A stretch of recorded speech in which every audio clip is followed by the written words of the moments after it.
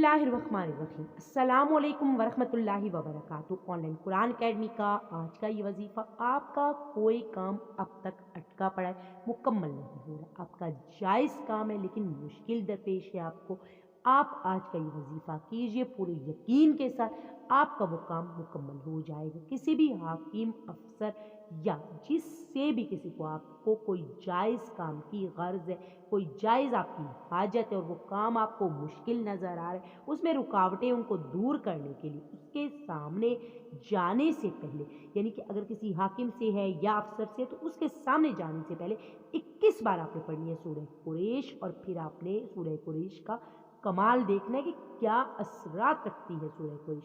ये बार बार का आजमाया हुआ मुजरिब अमल है। अल्लाह ताला के हुक्म से आपका काम हो जाएगा। पूरे यकीन से आपने इस अमल को करना है। वीडियो को आगे शेयर करना है।